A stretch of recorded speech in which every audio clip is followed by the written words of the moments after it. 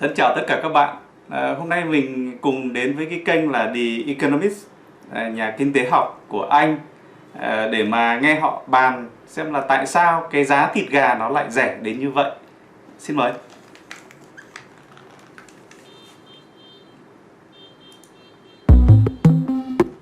Chickens are the most populous bird on the planet. Gà là cái loài chim đông đảo nhất trên hành tinh. Populous là tính từ bắt nguồn từ danh từ population là dân số. Populous có nghĩa là rất là đông. There are 23 billion of them at any given time. That's 10 times more than any other bird. Có 23 tỷ con gà tại bất kỳ thời điểm nào. Con số đó lớn gấp 10 lần so với bất kỳ loài chim nào khác. 10 times more than là lớn hơn gấp 10 lần. It's an astonishing achievement for a bird that originated as a small wild jungle bird in Southeast Asia. Đó là một thành tích đáng kinh ngạc của một loài chim có nguồn gốc là một loài chim rừng nhỏ, hoang dã ở Đông Nam Á. Astonishing là tính từ là gây kinh ngạc. Originated là có nguồn gốc từ đâu đó, đúng không ạ? It's by far the fastest growing meat product. But pound for pound, the price of chicken has fallen sharply. How has this happened? Đó là một sản phẩm thịt tăng trưởng nhanh nhất, nhưng với đồng hạng cân thì giá gà đã giảm rất là mạnh. Theo cách nào đó mà điều này đã xảy ra. Pound for pound là cái cách nói khi mà các đấu sĩ boxing ấy, họ phải đồng hạng cân, đúng không ạ? Và trong kinh tế học khi mà nói về cái biểu đồ giá nó đi xuống như này thì người ta dùng cái từ là fall sharply, đúng không? Has fallen sharply, đã giảm rất là mạnh.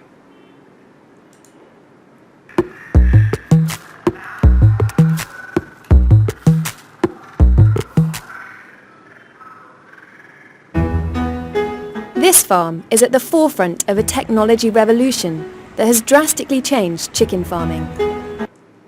Trang trại này đi đầu trong cuộc cách mạng công nghệ đã thay đổi mạnh mẽ việc chăn nuôi gà. At the forefront of a technology revolution, tức là đi đầu trong một cái cuộc cách mạng về công nghệ.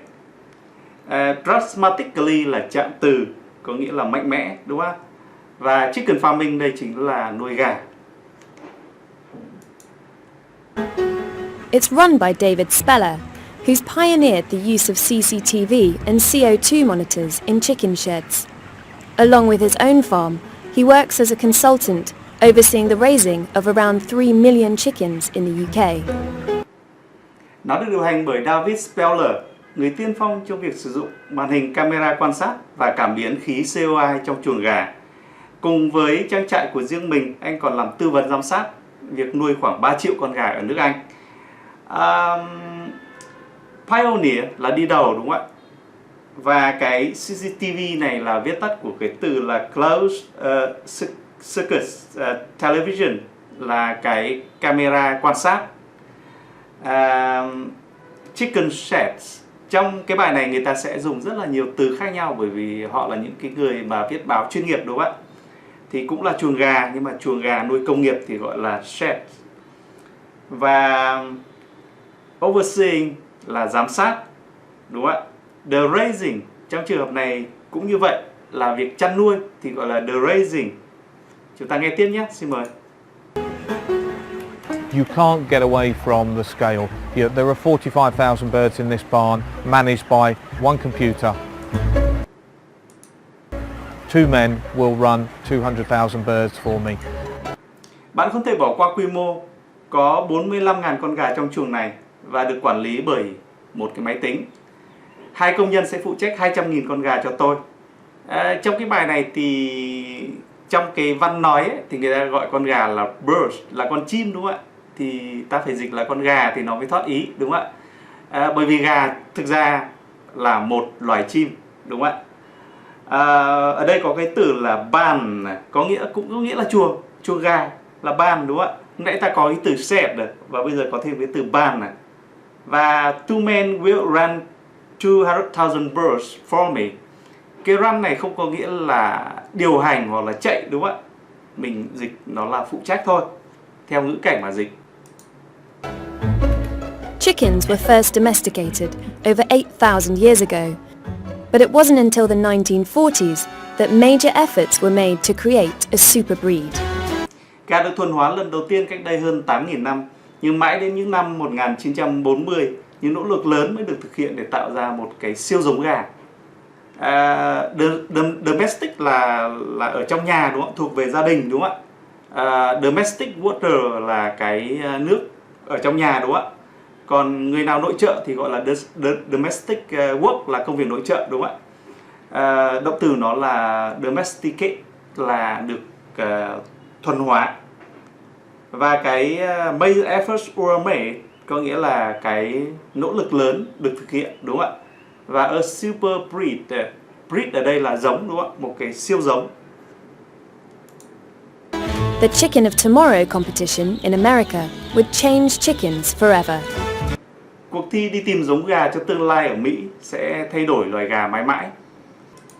The aim of that competition was to try and encourage the development of a fast-growing chicken that could provide a larger amount of protein at an affordable cost.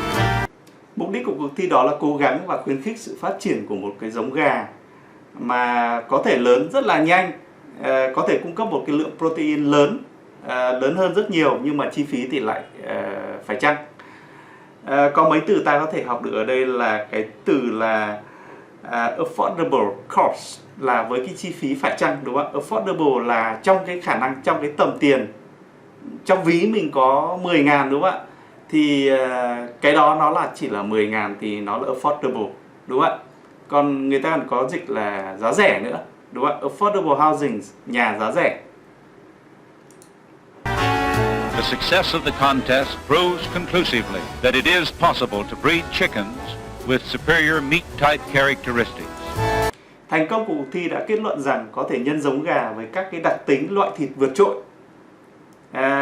Ở trên thì mình có cái từ là competition là cuộc thi, đúng không ạ? Ở đây thì lại dùng từ khác là từ contest, nó là đồng nghĩa với nhau. Và to breed ở đây là nhân giống. Ok, chúng ta nghe tiếp nhé. Today, the life cycle of broilers, chickens that are bred purely for their meat, is entirely preordained. They grow faster and bigger than ever before, and they can only live supported by human technology. Ngày nay vòng đời của gà thịt là loại gà được nhân giống để thuần túy cung cấp thịt, hoàn toàn được định đoạt từ trước. Chúng phát triển nhanh hơn và lớn hơn bao giờ hết, và chúng chỉ có thể sống được nhờ có sự trợ giúp từ công nghệ của con người.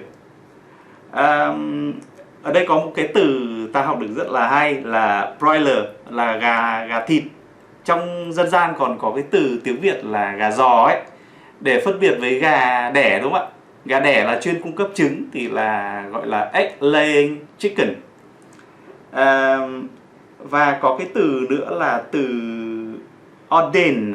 Ordain có nghĩa là được định đoạt, đúng không ạ? Ordain là định đoạt. Can only live supported by human technology. Chỉ có thể sống được nhờ có sự trợ giúp công nghệ của con người. Ok. Modern industrialized farming requires the use of artificial light, artificial temperature. The whole life of these birds is effectively controlled through technology. Nuôi công nghiệp hiện đại đòi hỏi sử dụng ánh sáng nhân tạo này, nhiệt độ nhân tạo này. Toàn bộ cuộc sống của những con gà này được kiểm soát hiệu quả thông qua công nghệ. Modern industrialized farming là chăn nuôi công nghiệp hiện đại, đúng không ạ? Còn artificial là nhân tạo. Artificial light là ánh sáng nhân tạo, đúng không ạ? Artificial temperature là nhiệt độ nhân tạo. Và effectively controlled through technology là được kiểm soát hiệu quả thông qua công nghệ. Chickens have changed so quickly. They are now 4 times the size they were in the 1950s. Gà đã thay đổi rất nhanh. Chúng to gấp 4 lần kích thước của chúng vào những năm 1950. 4 times the size they were có nghĩa là lớn hơn gấp 4 lần so với chúng từng như vậy, đúng không ạ?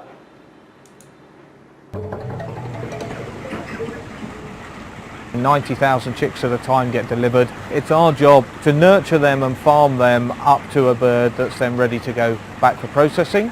That starts around day 34. The biggest birds for us off of this farm are around 39 days of age. Then we have a really frantic 7 to 10 days to clean everywhere, get it all nice and warm and fresh, ready for the next batch of chicks. We do that 7.5, 8 times a year. 90.000 con gà con được giao tại một thời điểm. Công việc của chúng tôi phải nuôi dưỡng chúng này, nuôi chúng thành những con gà lớn và sẵn sàng mang đi chế biến. Điều đó bắt đầu vào khoảng ngày thứ 34, những con gà lớn nhất đối với chúng tôi ở trang trại này là khoảng 39 ngày tuổi. Sau đó chúng tôi có 7 đến 10 ngày thực sự điên cuồng để làm sạch ở mọi nơi, chuẩn bị sẵn sàng và tốt đẹp cho lứa gà tiếp theo. Chúng tôi làm điều đó 7 lần rưỡi cho đến 8 lần một năm. Chicken là gà đúng không ạ? Còn chick là con gà con. To nurture là nuôi dưỡng ai đó thì là to nurture đúng không ạ? Còn cái từ nữa là frantic, có nghĩa là điên cuồng. Khi mà tả về cái công việc, cái guồng quay công việc ấy, thì cái từ frantic này có nghĩa là điên cuồng. Còn the next batch of chick chính là cái lứa gà tiếp theo. Batch là một cái đợt đúng không ạ? Tiếng Anh là đợt. This efficiency is passed on to the consumer. Và người tiêu dùng được lợi từ cái sự hiệu quả này. Efficiency là sự hiệu quả, tức là so sánh với chi phí thì nó rất là hiệu quả đúng không ạ? Chúng ta nghe tiếp ạ. It's good value. I don't like referring to it as cheap. These are not cheap. These are animals. They have a worth. But it is great value. It is uniform. It's healthy for you and consumers love it. Nó đáng đồng tiền bát gạo. Tôi không thích dùng từ rất rẻ. Chúng không rẻ giống đâu. Đây là động vật. Chúng đáng giá đấy. Chúng rất đáng đồng tiền. Nó đồng nhất. Nó tốt cho sức khỏe của bạn và người tiêu dùng thì thích nó. Good value, đáng đồng tiền bát gạo đúng không ạ? Có nghĩa là ta bỏ cái gì đấy ra mà tiền nó không nhiều nhưng cái giá trị làm cho chúng ta vô cùng hạnh phúc và sung sướng, bởi vì giá trị nó rất là cao đúng không ạ? Cái worth ở đây có nghĩa là đáng giá, và cái uniform này là ta dịch là đồng nhất, có nghĩa là nó 100 con nó cũng giống nhau đúng không ạ? Giống nhau cả trăm thì ta gọi là uniform. The reality of farming any animal for meat is you take it to its optimal place and then you take it to turn it for human consumption. These birds, 38-39 days, is as far as we want to take them for the product that we want to buy. Thực tế của việc chăn nuôi bất kỳ cái loài động vật nào để lấy thịt là bạn phải đạt tới mức tối ưu và sau đó bạn tận dụng và dành điều đó cho việc tiêu thụ của con người. Những con gà này 38-39 ngày tuổi là mức tối ưu đối với một sản phẩm mà chúng ta muốn mua. Take it to its optimal place trong trường hợp này có nghĩa là làm sao để thực hiện nó ở mức tối ưu nhất đúng không ạ? Còn consumption là tiêu thụ. Chúng ta nghe tiếp ạ. A barnyard chicken can live up to 10 years, showing the huge evolutionary change the broilers have undergone. Một con gà thả vườn có thể sống tới 10 năm, cho thấy quá trình thay đổi cực lớn mà gà thịt đã trải qua. Đây lại thêm một cái từ nữa là barnyard chicken là gà thả vườn đúng không ạ? Barn là trong trường hợp này cũng là cái chuồng, cũng là chuồng gà đúng không ạ? Như vậy là ít nhất ta đã có là ở đây là có hai cái từ là chỉ chuồng rồi đúng không ạ? Còn broiler một lần nữa chính là gà thịt đúng không ạ? But selective breeding on a global scale comes at a cost. If the chickens live beyond their planned life, they develop huge medical problems. Nhưng chăn nuôi giống tuyển chọn trên quy mô toàn cầu thì có giá của nó. Nếu những con gà sống quá cuộc sống theo kế hoạch của chúng sẽ nảy sinh những vấn đề lớn về sức khỏe. Selective breeding là chăn nuôi cái giống mà nó tuyển chọn đúng không ạ? Còn other cost là phải trả một cái giá nào đó đúng không ạ? Phải trả giá. These birds can't then sustain that rapid weight growth beyond the point at which they're normally slaughtered, because their bodies can't cope with it, and it also puts huge amounts of pressure on their internal organs as well. Những con gà này sau đó không thể duy trì sự tăng trưởng nhanh chóng vượt quá cái thời điểm mà chúng thường bị giết thịt. Bởi vì cơ thể chúng là không thể chịu nổi và nó cũng gây áp lực rất là lớn lên các cái cơ quan nội tạng của chúng. Sustain ở đây nghĩa là duy trì, đúng không ạ? Giống như động từ to keep là duy trì, đúng không ạ? Và mình có một cái từ rất là hay là slaughter. Slaughter viết thì và đọc khá là dễ, đúng không ạ? Nhưng mà viết thì hơi khó. Thì có nghĩa là giết thịt, mổ thịt, hay là đơn giản là tiếng Việt mình gọi là thịt cái gì đấy, gọi là slaughter, đúng không ạ? Còn cái slaughter the house chính là cái nhà ba toa, cái gì nhỉ? Cái chỗ người ta giết thịt động vật đấy. Chúng ta nghe tiếp nhé. And there are concerns the chicken industry is relying on an increasingly small gene pool. Và có những lo ngại về ngành công nghiệp gà đang dựa vào một nhóm gen ngày càng nhỏ đi. An increasingly small gene pool là một cái nhóm gen ngày càng nhỏ đi, đúng không ạ? Pool là một cái tập hợp thì gọi là pool, đúng không ạ? Tập hợp lại thì gọi là pool of data, một cái tập hợp các cái dữ liệu, đúng không ạ? Pretty chicks? Yes, sir. Alike as two peas in a pod. Gà con xinh đẹp, vâng thưa ngài, giống như hai hạt đậu trong một cái vỏ nhỉ. If all of these chickens have the same genetics, they're all fed the same food, they're actually very vulnerable to diseases that come in because they're all identical. So if one bird is affected, all the birds will be affected. Nếu tất cả những con gà này có cùng một gen di truyền, đều được cho ăn cùng một loại thức ăn, chúng thực sự rất dễ bị mắc bệnh do chúng giống hệt nhau. Nên nếu một con bị nhiễm bệnh thì tất cả những con còn lại sẽ bị nhiễm bệnh theo. Genetics là gen di truyền ấy, gọi là genetic, đúng không ạ? Và có một cái từ rất hay là very vulnerable to disease. Vulnerable to là dễ bị tổn thương vì cái gì đó, đúng không ạ? Ở trong trường hợp này thì là disease là bệnh tật, đúng không ạ? Rất dễ nhiễm bệnh. Và một cái tính từ nữa là identical là giống hệt nhau thì gọi là identical. Hai người giống hệt nhau thì gọi là very identical, giống như twin ấy, người sinh đôi ấy, đúng không ạ? Infected là bị nhiễm bệnh. Ok. Keeping chickens in battery cages was banned in the EU in 2012. Nuôi gà trong các cái ô cũi đã bị cấm ở châu Âu vào năm 2012. Ở đây lại một cái động từ nữa về chăn nuôi, đúng không ạ? Là keeping. Keep là giữ đấy, nhưng mà trong trường hợp này là chăn nuôi, đúng không ạ? Còn battery cages là các cái ô chia ô rất là đều nhau, giống như là các cái ngăn của một cái bình ắc quy ấy, bình ắc quy nước ấy. Cho nên người ta dùng cái từ này là battery cages, thì mình dịch là ô cũi, đúng không ạ? Cho nó thoát ý. But some people want to create better lives for broiler chickens. Nhưng một số người muốn tạo ra cái cuộc sống tốt đẹp hơn cho gà thịt. Free-range birds have more access to open-air runs, while organic chickens are typically free from antibiotics, hormones and other synthetic chemicals.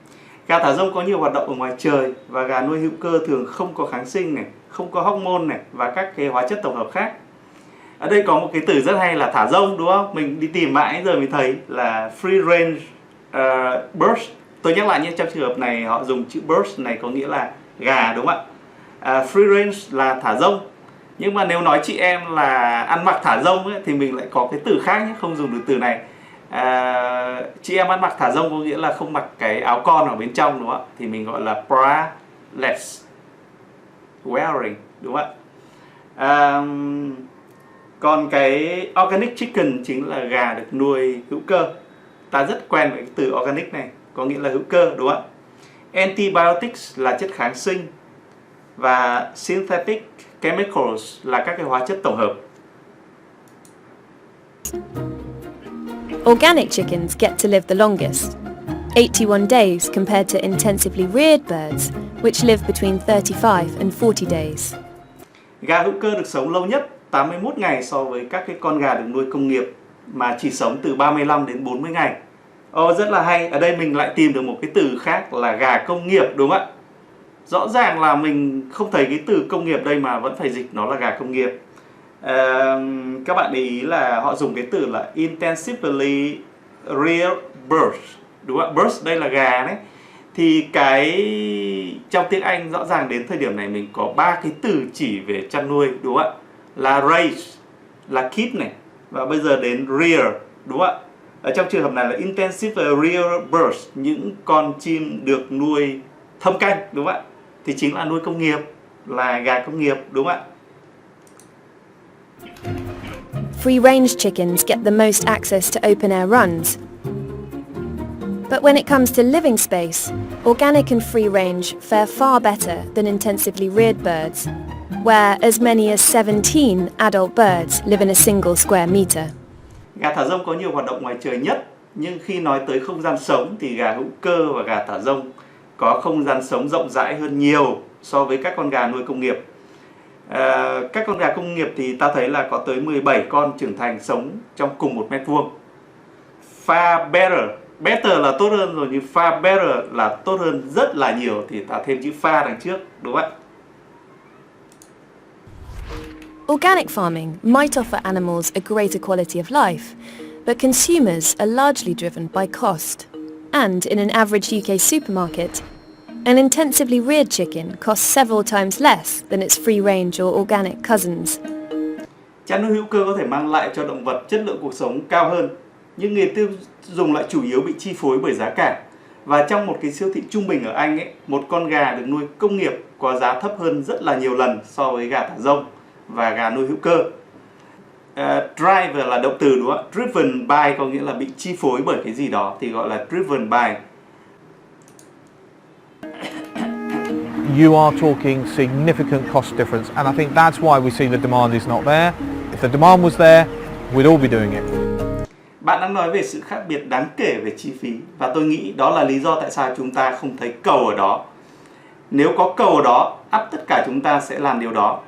Ở đây có một cái từ trong kinh tế học là demand, và nó thường đi về cái từ là supply, đúng không ạ? Là supply là cung và demand là cầu, đúng không ạ? Đấy là nói theo cái cách nói của kinh tế học. Sorry. Chúng ta nghe tiếp ạ.